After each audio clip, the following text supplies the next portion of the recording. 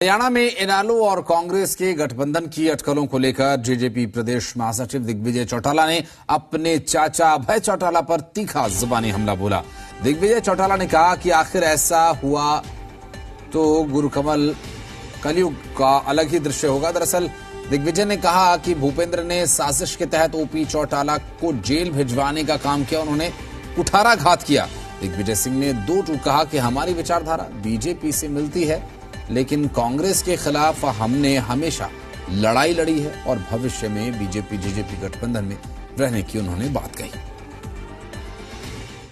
2013 के अंदर एक ऐसा मोड़ आया जब भूपेंद्र हुड्डा जी, जिनका आप जिक्र कर रहे हैं, चौधरी भूपेंद्र हुड्डा ने एक गहरा षड्यंत्र सोनिया गांधी जी के साथ रच करके 80 साल से ज्यादा की उम्र में उन्हें 10 साल की कैद कर, जिसने इतना बड़ा कुठाराघात किया, इतना बड़ा जुर्म किया, एक अन्याय किया। लोग ये मानते थे कि हमारे देवता रूपी नेता को जेल की सलाखों के पीछे निर्दोष होते हुए डाल दिया।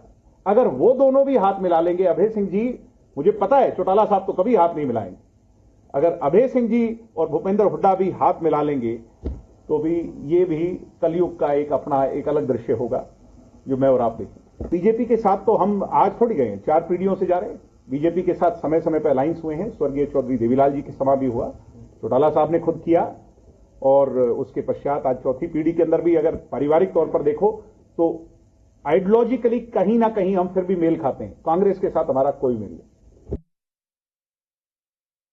और राज राखिया हमारे सहयोगी इस वक्त हमारे साथ मौजूद है। राज, दिग्विजय ने एक बात स्पष्ट कर दी कि कांग्रेस के साथ जेजेपी का तो कोई मेल है नहीं, लेकिन इस बातों ही बातों में उन्होंने ये भी स्पष्ट कर दिया कि आईएनएलडी से भी ऐसी कोई संभावनाएं नहीं दिखाई दे रही हैं। जी बिल्कुल, जिस तरीके से दिग्विजय सिंह चौटाला का कहना है कि जेजेपी के साथ जो है कि कांग्रेस का किसी तरीके से गठबंधन नहीं होगा, और जिस तरीके से उनका साफ तौर पर कहना है कि अभय सिंह चौटाला जो है वो भी इनेलो का गठबंधन इनके साथ नहीं करेंगे, क्योंकि राजनीतिक कारणों की अगर बात करें तो राजनीतिक कारणों से यही जो पिछला जो रिकॉर्ड रहा है, क्योंकि चौटाला को जो है भूपेंद्र सिंह हुड्डा ने जेल भिजवाया था, तो इस तरीके से देखा जा रहा है कि इनके साथ किसी तरीके का कोई गठबंधन नहीं करेंगे। जी लेकिन राज, चूंकि जिस तरह के पुराने इतिहास ने राजनीतिक परिदृश्य बनाकर रखे हो, उसके हिसाब से आगामी जो स्थिति है उससे साफ है कि बीजेपी और जेजेपी आगे भी गठबंधन में चुनाव लड़ेगी, लेकिन एक मजबूत विपक्ष का यहां पर होना बहुत जरूरी है।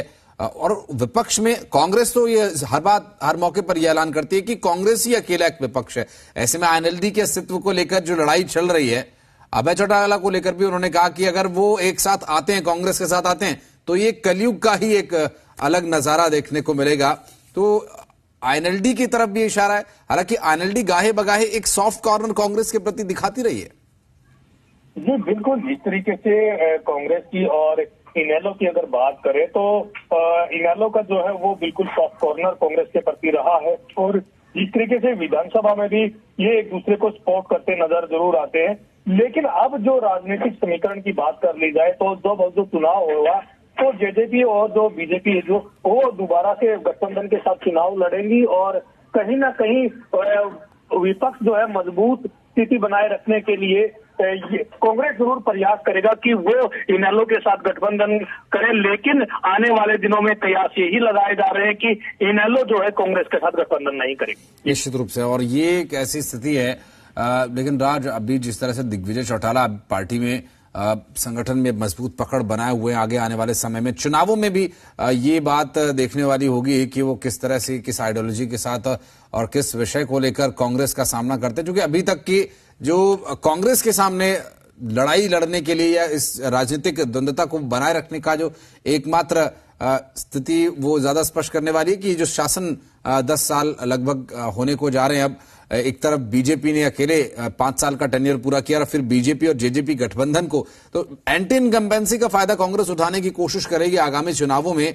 और आईएनएलडी के पास और कांग्रेस के पास मुद्दे कुल मिलाकर एक ही है, तो एक साथ जो विपक्ष एका है वो कम देखने को मिलेगा, विपक्षी एका होता नजर नहीं आएगा। कांग्रेस की अगर बात करें तो कांग्रेस के कई नेता जो हैं वो प्रयासरत रहते हैं कि उनका किसी अन्य पार्टी के साथ जो है वो गठबंधन हो जाए और ताकि बीजेपी और जेजेपी को वो आने वाले इलेक्शन में हरा सके। लेकिन उनकी जो प्रयास है वो निरंतर जारी रहता है। और वहीं दूसरी तरफ इनेलो जो है उनका साफ तौर पर कहना है कि वो अभी किसी भी पार्टी से गठबंधन नहीं करेंगे और आने वाले दिनों में भी चुनाव जो है वो अकेले ही लड़ेंगे। हालांकि लोग जो है, आम जनता जो है वो वर्तमान सरकार से काफी मुद्दों पर नाराज है।